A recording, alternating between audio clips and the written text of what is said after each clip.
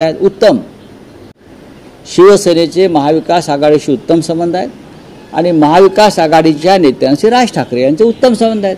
हे महाराष्ट्राचं राजकारण आम्ही या पद्धतीने करतोय। भाजपच्या द्वेषपूर्ण पद्धतीने आम्ही राजकारण कधीच करणार नाही आणि राज ठाकरे करत नाहीत। नाही, पण राज ठाकरे आणि उद्धव ठाकरे एकत्र आल्याने काही फरक पडत नाही असा दावा महायुतीचे नेते करतात। हे काय असतं महायुती? झंगड काय आहे? भाजप, शिवसेना, शिंदे, एनसीपी, अजित पवार हे महायुती आहे? अजिबात नाही। हे जे काय तुम्ही शिंदे वगैरे म्हणताय तो भाजपचाच पक्ष आहे। ती अमित शहाची कंपनी आहे बेनामी। त्या कंपनीतले 90% शेअर जे आहेत ते अमित शहाचे आहेत। त्याच्यामुळे ती महायुती वगैरे मानत नाही। अजित पवारांचा जो काय पक्ष आहे ती कंपनी आहे, ती सुद्धा अमित शहाचीच आहे आणि मुख्य कंपनी भाजप आहे। हे शेअर होल्डिंग्स आहेत सगळे। या सगळ्या बेनामी प्रॉपर्टी अमित शहाच्या आहेत। ती महायुती वगैरे सोडून द्या। अमित शहाला वाटेल तेव्हा ती कंपनी बंद करतील। महाविकास आघाडी खरी आणि शिवसेना मनसे युती खरी। रावसाहेब, अमित शहाचा विषय काढला। काल अमित शहा महाराष्ट्रात अहिल्यानगर जिल्ह्यात होते, त्यावेळेस त्यांनी असं म्हटलं आहे की राज्य सरकारनं पूरग्रस्तांसाठी केंद्राकडे प्रस्ताव पाठवावा। केंद्र सरकार तातडीनं राज्य सरकार याचा अर्थ अजून प्रस्ताव पाठवलेला नाही।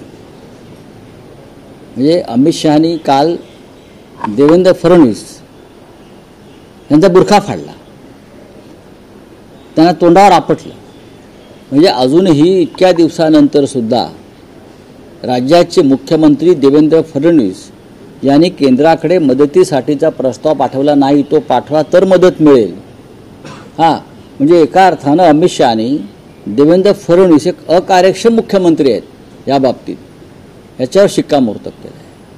अशा वेळेला मुख्यमंत्र्यांनी घाई केली पाहिजे, प्रशासनानं घाई केली पाहिजे की ताबडतोब आम्हाला मदत प्रस्ताव, हा एक तात्पुरता प्रस्ताव घ्या मुख्य, आणि पुढला प्रस्ताव तुम्हाला कायमस्वरूपी पाठवू आम्ही।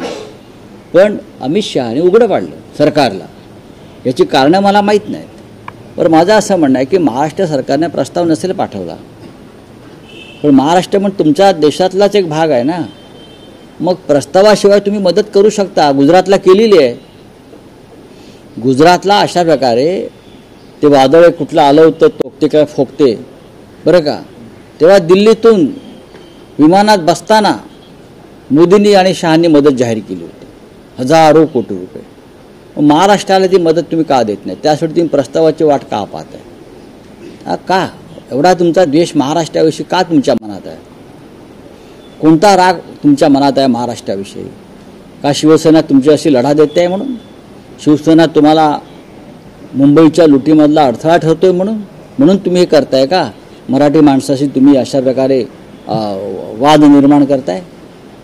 नाही, पण रावसाहेब, एक असं आहे की शरद पवारांनीही जो पूरवार ऊस उत्पादक शेतकऱ्यांकडून आकारला जाणार आहे राज्य सरकारकडून, त्याला विरोध दर्शवला आहे। 12 तारखेला एक ऊस उत्पादक कारखानदारांचीही बैठक